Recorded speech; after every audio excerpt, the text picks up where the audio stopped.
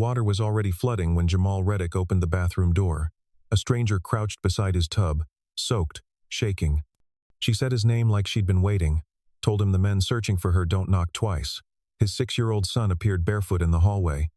But what destroyed everything was this. She wasn't running from criminals.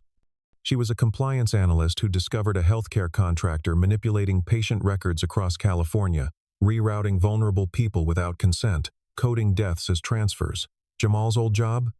He'd driven for the same contractor. His son's neonatal records?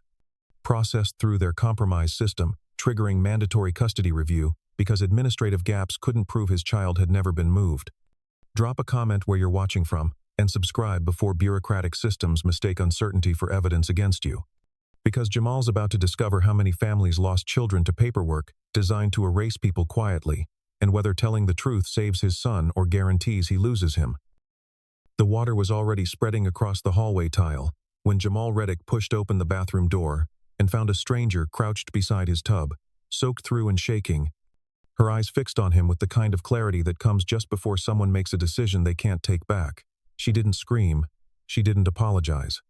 She said his name, Jamal, as if she'd been waiting for him specifically, and then she told him to close the door, lock it,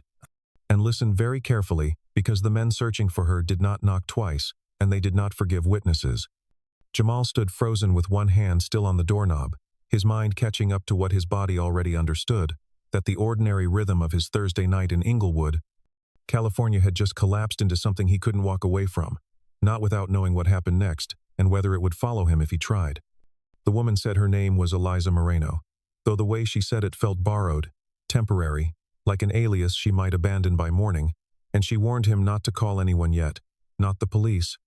not a neighbor, not even family, because once he involved authority, the situation would stop being about her survival and start being about his complicity. Jamal felt his pulse hammering in his throat as he tried to parse what complicity meant in this context. What she thought he'd already become just by opening the door. But before he could ask, a small voice came from the hallway behind him, groggy and confused, asking why the water was on the floor and who was in the bathroom. Cairo stood barefoot in his too big t-shirt, rubbing sleep from his eyes. 6 years old, and utterly unaware that the next 60 seconds would determine whether his father became the man who turned away or the man who stayed. Subscribe before you ignore someone who might be telling the truth. Jamal looked at his son, then back at the woman whose bruised forearms told a story he didn't need explained, and he made a choice that felt less like heroism and more like the inability to do anything else. He closed the door quietly, slid the bolt, and told Cairo to go sit on the couch and turn on the television, louder than usual, then turned back to Eliza and handed her a towel without asking for explanations,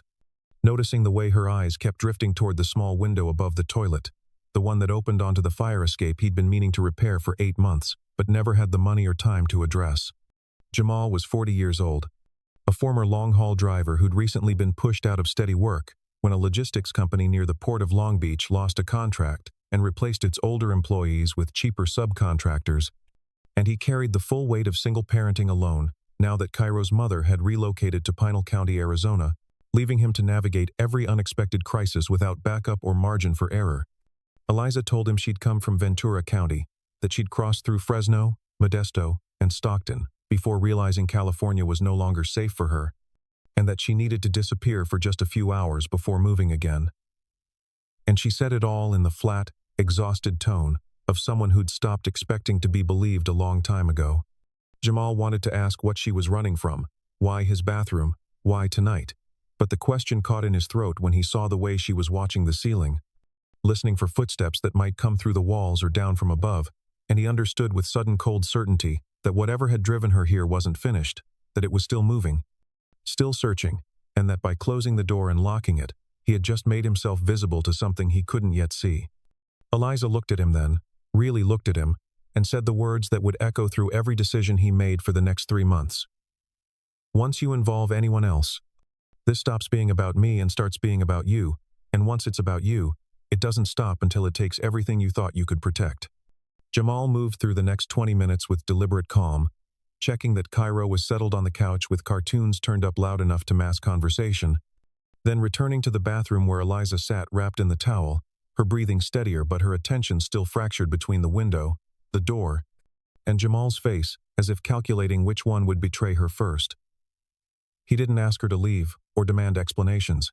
He simply crouched beside the tub and began soaking up water with old kitchen rags, giving her space to speak or stay silent. And after several minutes, she said she'd worked in healthcare transport compliance, reviewing patient transfer records across California facilities, and that what she'd found had made her unemployable in every county where the contractor operated. The phrase made something tighten in Jamal's chest, though he couldn't say why. He'd driven those routes years ago when Cairo was a newborn, and he'd taken any work that paid, learned not to ask questions about where patients were going, or why paperwork never matched the faces in the back of the van, but that was a different life, buried under better choices. And he told himself it had nothing to do with the woman in his bathroom now. Eliza watched him closely as he wrung out the rags, measuring his reaction, testing whether healthcare transport would trigger recognition or indifference, and when he kept his expression neutral, she continued, explaining she'd started in Ventura County, moved through Fresno when questions became uncomfortable, then Modesto when her supervisor suggested paid leave, and finally Stockton, where someone followed her car for 40 minutes before she abandoned it in a parking lot and took a bus south. She didn't beg for his help. She didn't cry or apologize for the water or the intrusion. She stated facts in the flat, exhausted cadence of someone who'd been disbelieved too many times to waste energy on persuasion. And Jamal found that absence of desperation more convincing than any plea. He noticed the bruising along her forearms then, dark purple spreading into yellow at the edges, the kind that came from being grabbed and held against will. And he saw the way her hands trembled, even as she kept her voice level, understood that whatever happened had been methodical, not random, calculated rather than impulsive. Eliza looked at him directly and said something that made the air in the small bathroom feel heavier. "California isn't safe anymore, not for me. And if they find out I was here, it won't be safe for you either, because once you're documented in their system, you don't get to be invisible again." She was gone by morning, leaving behind a folded towel on the sink and a crumpled gas receipt from Tulare County, with a phone number written once and crossed out twice. Jamal found them at dawn and stood in the bathroom doorway trying to convince himself that Eliza Moreno's departure meant the situation had ended, that whatever danger she carried had moved on, leaving him in Cairo untouched. He wanted to believe closing the door last night had been an isolated act of compassion rather than the first step into something that would follow him, but the receipt felt deliberately left, not forgotten, and the crossed-out numbers suggested a trail intentionally marked for reasons he couldn't parse. Jamal drove Cairo to school that morning, watching his son's profile in the rearview mirror, the boy staring out at familiar Inglewood streets. Unaware his father had spent the night harboring a woman who spoke about documentation and invisibility as currencies that could be lost.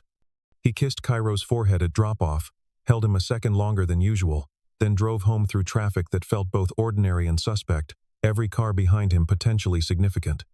The apartment felt emptier when he returned, not just from Eliza's absence but from the vacuum her presence created, the way danger could reshape a space even after departing. Jamal tried to rebuild normalcy through routine, scanning job listings that rarely yielded more than temporary work.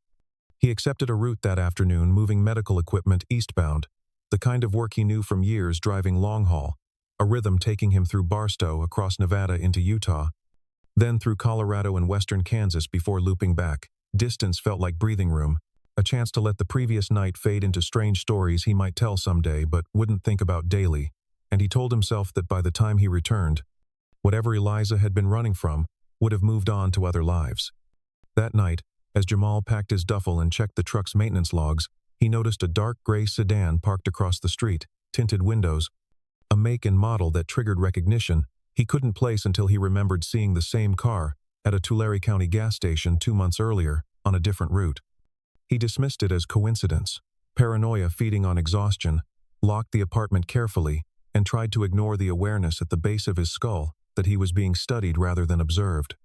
The car was still there when Cairo asked why they were leaving for his job so early. The state investigator stopped him outside Shawnee County, Kansas, not for a violation, but because Jamal's name had surfaced in a system cross-referencing driver manifests from medical transport contractors operating across Southern California between 2015 and 2018. And while the investigator emphasized Jamal wasn't being accused of anything, the phrasing itself carried weight, as if accusation were a formality that might arrive later. Jamal pulled onto the shoulder with hands visible on the wheel, pulse hammering, while Cairo stirred in the back seat asking why they were stopping, and Jamal said everything was fine, just routine. Though nothing about this felt routine. The man wore plain clothes, carried credentials from a state oversight office Jamal had never heard of, and spoke with the neutral precision of someone trained to extract information without creating defensiveness. He asked where Jamal had been 3 nights earlier, not as if he didn't know, but as if he wanted Jamal's version before comparing it to whatever documentation already existed. Jamal answered carefully, confirmed he'd been home in Inglewood, that his son could verify, and the investigator nodded. Then asked whether Jamal remembered letting anyone into his residence that evening who seemed afraid of being documented, someone concerned about appearing in official records. The question landed with surgical accuracy, confirming that Eliza's presence hadn't been invisible, that closing the door and offering a towel had placed Jamal's name somewhere permanent, somewhere that generated flags and visits from men who spoke about cross-referencing manifests, as if everyone's past were accessible with the right search parameters. Jamal chose his words, knowing honesty might be documented while lies would be discovered, admitted he'd briefly helped someone in distress, provided no details, and the investigator thanked him for his cooperation, in a tone suggesting cooperation was expected rather than optional. The interaction lasted less than 10 minutes, professional and polite, devoid of threats or accusations, yet when the investigator returned to his unmarked sedan and drove away, Jamal understood he'd just been categorized, filed, connected to something larger than a single night's compassion. He sat on the shoulder for several minutes watching traffic stream past while Cairo asked again why they'd stopped. And Jamal couldn't articulate an answer that wouldn't frighten his son, couldn't explain that the bathroom floor and Eliza's crossed-out number had never been incidental, that they'd been the beginning of a sequence tracking driver manifests across states and years, patient transfers he'd conducted when desperation had made questions feel like luxuries he couldn't afford. He drove the rest of that day with the growing understanding that distance wouldn't create safety, that the eastern route he'd accepted as escape was simply carrying him through jurisdictions where his name might surface again. The first truth arrived quietly over a secure phone line 4 days later, when the crossed-out number from the Tulare County receipt finally rang back from a legal office in San Mateo County, and a voice identifying itself as counsel for a protected witness explained that Eliza Moreno wasn't her real name, that the woman in Jamal's bathroom had been a compliance analyst for Meridian Care Logistics, a private healthcare transport contractor that had operated a near monopoly on medical patient transfers across California counties between 2014 and 2019. The attorney spoke with careful precision, and what he revealed dismantled every assumption Jamal had made about that Thursday night, reframing the stranger not as a victim fleeing random violence, but as someone who had documented systematic erasure and been targeted for refusing to stay silent. Meridian Care Logistics had secured contracts throughout California by underbidding competitors and absorbing smaller transport services until they controlled roughly 70% of non-emergency patient movement across the state. During the mid to late 2010 seconds, which meant any driver working medical transport routes in Southern California during that period had almost certainly been employed by Meridian or its subsidiaries, whether they knew it or not. The woman Jamal knew as Eliza had spent 3 years reviewing transfer documentation, routine work, cross-referencing patient manifests against facility discharge records, and she'd begun noticing discrepancies that followed patterns, patients listed as transferred who never arrived at destinations, mortality logs showing deaths during transport but lacking incident reports, and cases where vulnerable patients were rerouted, without family notification to facilities in other states where oversight varied and enforcement lagged behind paperwork. When she documented these irregularities and submitted them through internal compliance channels, the report was acknowledged then quietly archived without investigation. When she pressed her supervisor for clarification, she was placed on paid administrative leave pending assessment of her fitness to continue in a position requiring discretion and institutional loyalty. When she attempted to retain copies before her access was revoked, she was followed, her apartment searched under pretense of a gas leak inspection, and her personal devices remotely accessed in ways that deleted files she'd backed up. Subscribe before you mistake efficiency for innocence.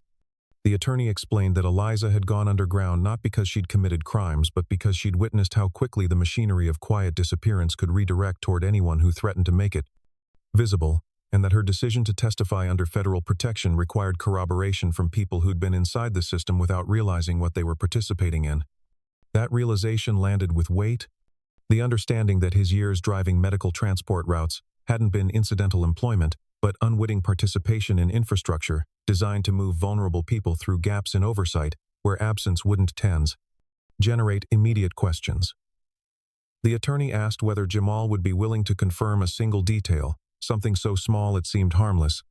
whether he remembered ever transporting patients whose paperwork listed one destination but whose actual route took them somewhere different, and the question felt like standing at the edge of something he couldn't see the bottom of. Knowing that answering honestly would pull him deeper into machinery, already categorizing him, already cross-referencing his name against manifests he'd never been told were preserved as potential evidence. Jamal agreed to confirm the detail, telling himself cooperation could remain surgical, contained to verifiable facts that wouldn't expand his exposure beyond what the investigator had already documented in Kansas. He described a single instance, a transfer from a San Bernardino County facility to what paperwork listed as a clinic in Riverside, but the actual route had taken him north through Kern County to a private care home near Bakersfield. And when he'd asked the dispatcher about the discrepancy, he'd been told route changes happened frequently due to bed availability and not to worry about paperwork that would be corrected retroactively. The attorney thanked him, assured him this was exactly the corroboration they needed, explained that Jamal's name would be kept confidential in preliminary filings, that his cooperation was simply helping establish patterns other drivers would confirm independently, and that he should return to normal routines while the investigation proceeded through channels that wouldn't require his direct involvement unless circumstances changed. That assurance felt genuine enough to let Jamal breathe properly for the first time since the bathroom floor had flooded 4 nights earlier. He completed his eastbound route through Colorado without incident, delivered the medical equipment to a facility outside Wichita, Kansas, and drove back to Inglewood with Cairo asleep in the passenger seat, the boy's head tilted against the window while late afternoon sun streaked across the dashboard. Jamal allowed himself to imagine that the worst had passed, that he'd fulfilled his civic obligation without sacrificing the fragile stability he'd built since losing his steady logistics work, and that Eliza's machinery of quiet disappearance would continue grinding forward without pulling him deeper into its mechanisms. He even let himself consider accepting another long-haul contract, maybe something running up the Pacific coast through Monterey County and into Oregon, distance that would feel like forward motion rather than flight. The call from Riverside County Family Court came 3 days later, on a Tuesday morning, while Jamal was helping Cairo with homework at the kitchen table, and the woman on the line spoke with bureaucratic neutrality about needing clarification regarding a prior employment connection that had surfaced during a routine cross-reference review, and could Jamal confirm his availability for an interview within the next 72 hours to discuss documentation related to his work history between 2016 and 2018. The family court officer from Riverside County didn't waste time on pleasantries, explaining that routine verification had flagged a prior employment connection. And Jamal didn't remember disclosing a subcontracted medical transport route he'd driven briefly in late 2016 and early 2017, shortly after Cairo was born, when desperation for income had made him accept whatever shifts dispatch offered without asking which contractor was signing the checks. The officer referenced specific dates, patient transport manifests with Jamal's signature, routes moving individuals from San Bernardino County facilities to out-of-state clinics, then paused before asking whether Jamal had been aware that the contractor coordinating those routes was the same entity currently under federal investigation for systematic record manipulation. Jamal felt the floor tilt as the officer continued, explaining that when Meridian controlled the majority of California's medical transport infrastructure, they'd also been contracted to handle bulk record transfers for county health departments overwhelmed by digitization mandates, which meant patient records from facilities across Southern California had been routed through Meridian servers. One patient ID that had passed through their systems during that transition, the officer said with uncomfortable precision,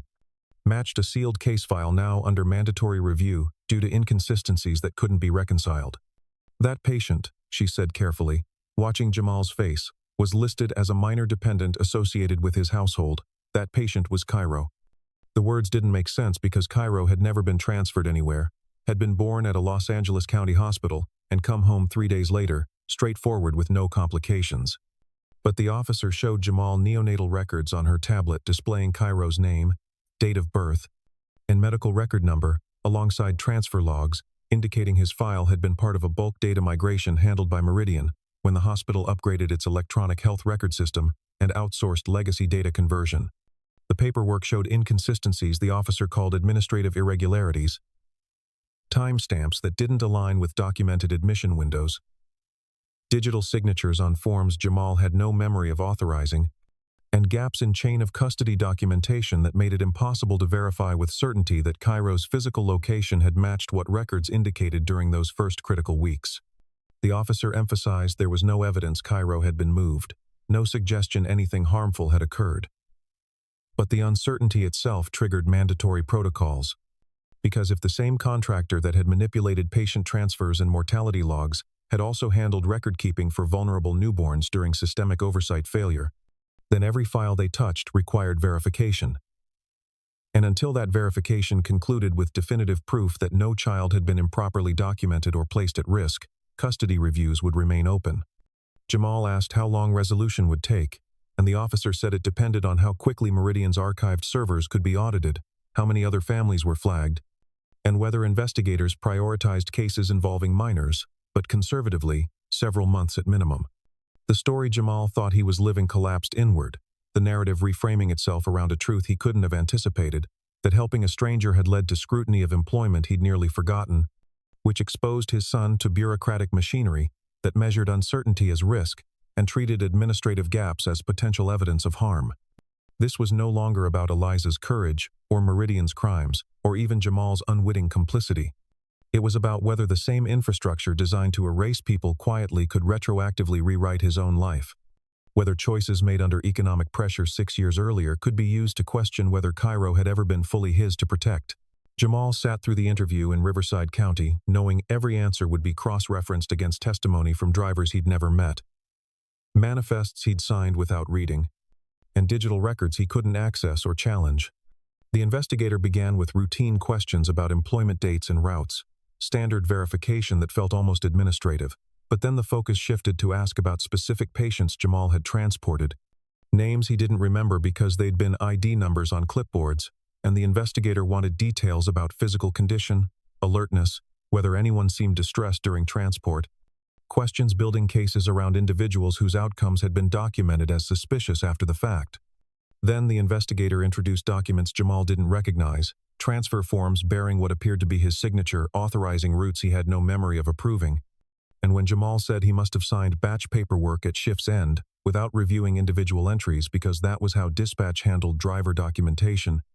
the investigator nodded, as if this confirmed something already suspected. The session extended past 2 hours, broke for 15 minutes, then resumed with questions about whether Jamal had been instructed to avoid certain routes, whether he'd noticed patterns in which facilities received transfers late at night versus during business hours, whether anyone had told him not to ask questions, and Jamal answered honestly while the investigator's expression remained professionally neutral, offering no indication whether cooperation was helping or deepening his exposure. Word reached Jamal that Eliza had surfaced under federal protection in Franklin County, Ohio, testifying about Meridian's data laundering practices before investigators who finally treated her documentation as evidence rather than paranoia, and her testimony was forcing sealed cases to reopen across multiple states, pulling in drivers and administrators who'd believed their work was legitimate. Jamal was asked to corroborate specific details, to confirm under formal statement that he'd transported patients whose paperwork didn't match destinations, and he agreed, knowing every confirmation tightened scrutiny around his own past, that helping validate Eliza's claims meant validating suspicion he'd been part of something larger whether he'd understood it or not. The interim review came 3 weeks later via email in language so carefully neutral it offered neither comfort nor clarity, acknowledging that Jamal Reddick had been a driver rather than architect of policy, that no evidence suggested he'd knowingly participated in fraudulent documentation, and that his cooperation was appreciated and his involvement appeared limited to following dispatch instructions without awareness of broader issues. But the custody review flag remained unresolved, suspended in bureaucratic terminology, emphasizing uncertainty over accusation,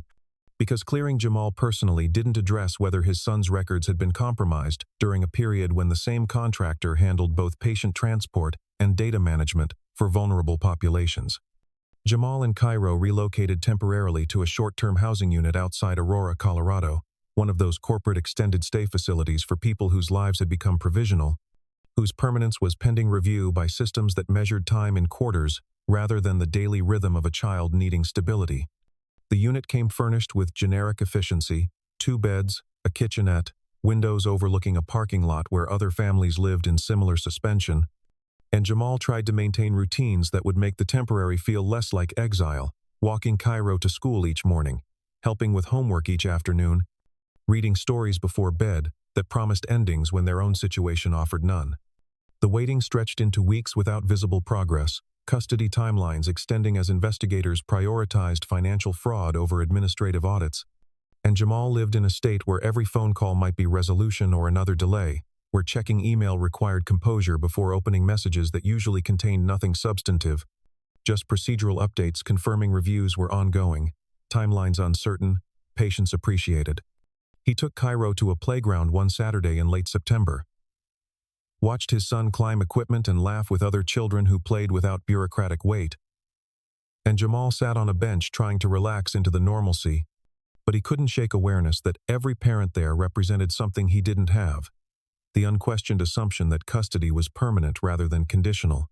A woman nearby asked how old Cairo was, casual playground conversation, and Jamal answered carefully, heard himself measuring words that should have been effortless,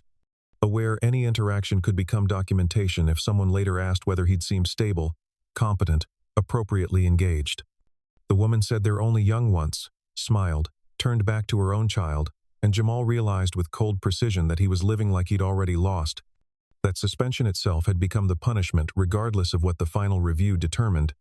because uncertainty had taught him to treat every moment with his son as something that might be taken rather than something fundamentally his.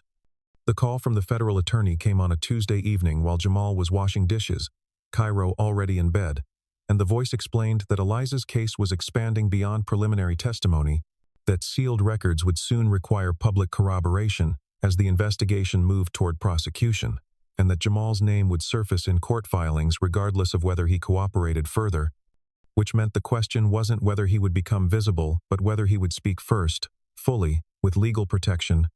knowing it might finally help other families but would permanently entangle his own story with something he'd never chosen to be part of. The final call came while Jamal was driving west through San Bernardino County again, Cairo asleep in the back seat,